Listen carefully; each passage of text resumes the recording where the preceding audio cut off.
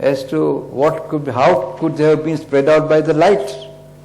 What's the connection between light speed and other speeds? Now, whatever may be the meaning that one may derive out of it, and one is free to whatever way one can say, but this is a statement, is a text already available. Yes? There is a mantra, Kalu Ashmo Bhati Saptarashmi. Rashmi शब्द नापने की डोरी को भी कहते हैं. Yes. Light here का वहाँ word है. Yeah, that is true also. Quite right. So there is it. This one, these 2053 1. So now, but he has put a question which is very interesting.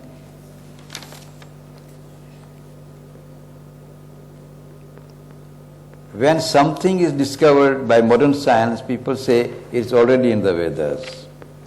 This, I know, it is rather not very fair, because whenever somebody says, look, this is now modern science says this, but why then Vedic people did not come forward and say, look, many things are still there and this is what is given there, and we can tell in the future modern science will discover it. I do believe it's not very fair. But if it happens, I mean, sometimes you are not struck by a certain piece of knowledge. Even if you read it, when somebody puts out and then says, oh my Lord, this was the meaning here, and then you can say, yeah, this is how it is also in the Veda. So it is also quite understandable. But it is true, in fact, one of my friends used to say that all you Vedic scholars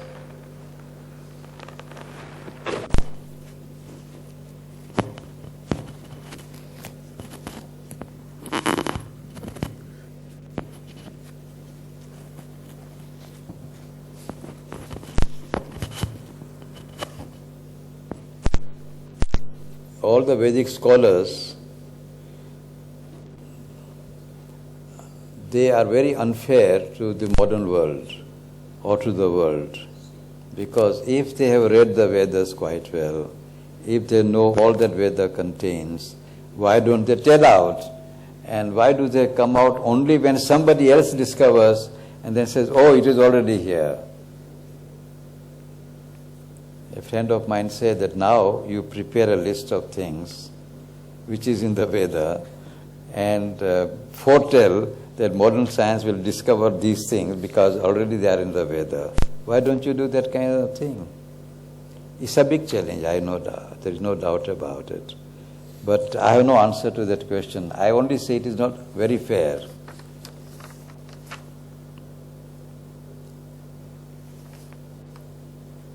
Is it possible to use knowledge in Vedas for experiments, inventions in modern science?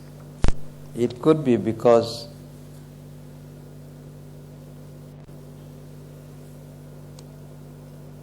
I have heard the story of somebody who wrote a book on aeroplanes. And I have seen that book. It is published by somebody. And the story is that somebody got direct intimations in his trance, and he wrote down, and it is published. And he says that he received it from Bharadwaj. Now it is true that Bharadwaj is very famous in the Vedic tradition as the discoverer of many scientific truths. Now if you read this book, you will find that the author mentions of different kinds of planes than the planes that we now know of. One of the planes that is described is that as it flies above, it has a machine below which can see what is under the earth. Not on the earth, but what is under the earth.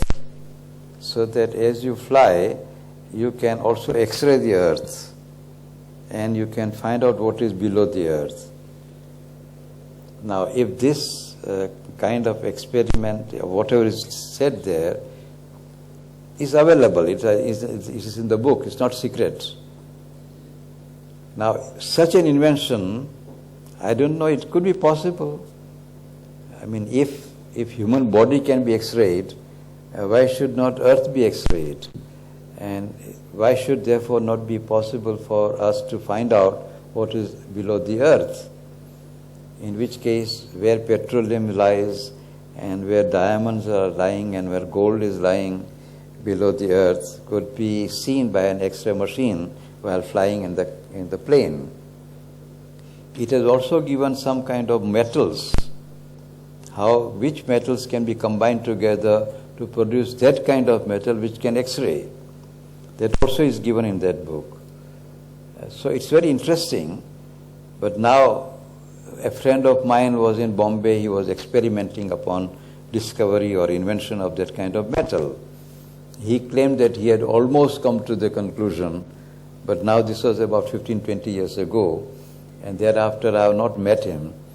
But some people may be working, one does not know, and maybe that someday somebody may find out. But I personally don't deal with speculations. That is not my field, and I simply am interested in the psychological development of man. And from whatever I have learned in the Veda so far is extremely helpful to the psychological development. And therefore I can simply say the Veda does contain verifiable scientific knowledge in regard to the development of human being and possibility of man to rise to higher levels of consciousness. This is all that my claim is. Whether physics, chemistry and biology and other sciences, one has to dig out. I cannot say it doesn't contain. Our friend here, he has written a book on Vedic physics, and I am eager to read it when it is published. So there are many books being suggested. In fact, at one time I had undertaken a big program of digging out all that can be called scientific knowledge, Jal Vidya and Bhutal Vidya and so on. Even in agriculture, for example, a friend of mine wrote a book on agriculture in the Veda, and it's a good book by itself. It's a very interesting book. So as you make inquiry into the Veda, you do find very many elements which are very interesting, very surprising. So what kind of knowledge, what is the wealth of knowledge in the Veda, I cannot say, but at the same time, I don't make a claim of what I do not know and of what one has not experienced. And many of the things need to be proved also. Because I have seen many claims, for example, even here in Rajasthan, one Dr. M.L. Gupta, he gave me a thesis in which he has said modern physics in the Veda. And he has tried to show many astronomical facts and so on. A friend of mine in Hyderabad, Dr. Siddharth, he is a physicist, but he has a great interest in the Vedic literature.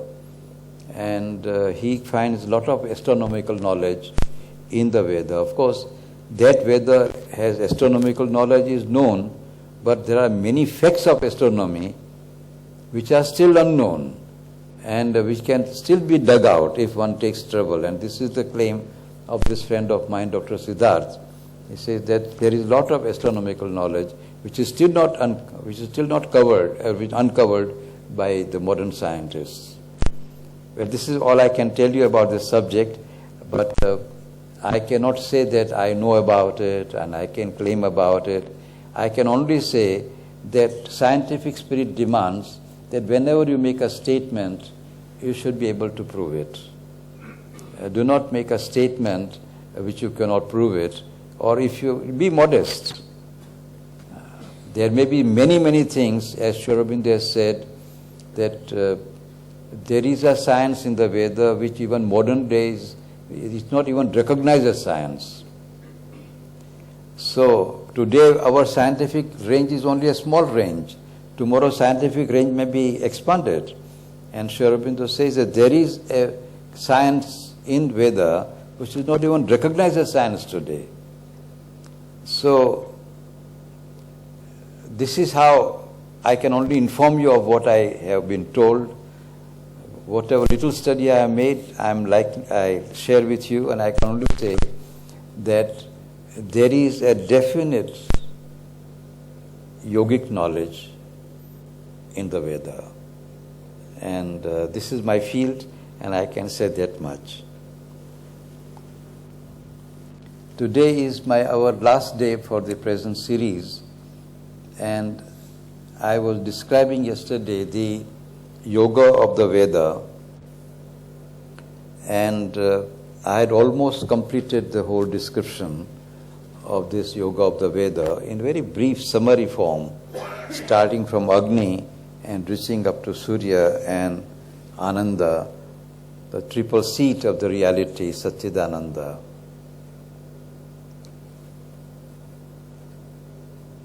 Now there is one very important question which is still to be covered in this brief statement that I have made, and this is the question of what ultimately can be said to have been achieved by the Vedic seers. What was their highest realization? And the word that is used in the Veda for the highest realization is immortality. The one thing that the Vedic rishis have put forth before mankind is the goal of immortality.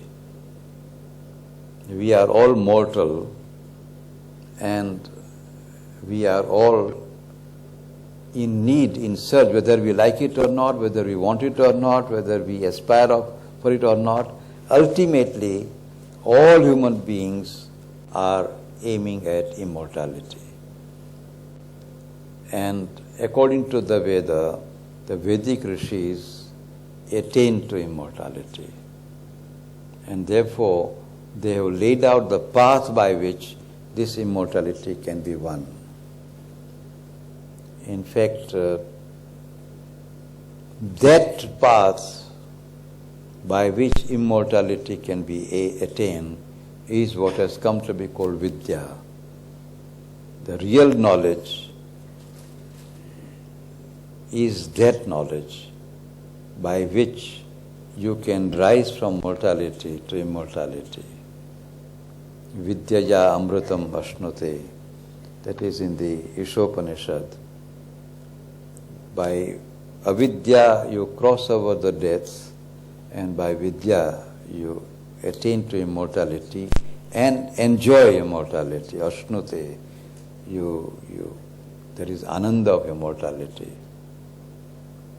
So I would like to dwell upon this concept of immortality in the Veda. And I have with me here a short statement from Sri Aurobindo, which gives one statement on immortality, which there are many statements, but here I would like to refer to only one for the sake of brevity.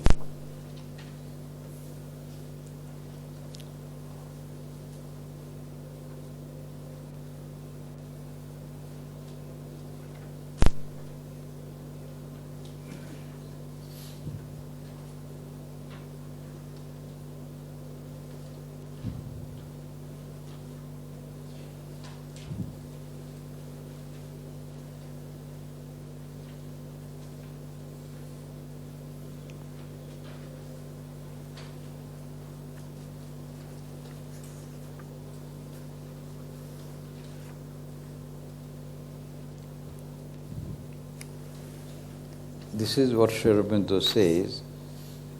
It's actually a full chapter written by Sri Aurobindo called the victory of the fathers or the Vedic rishis attained.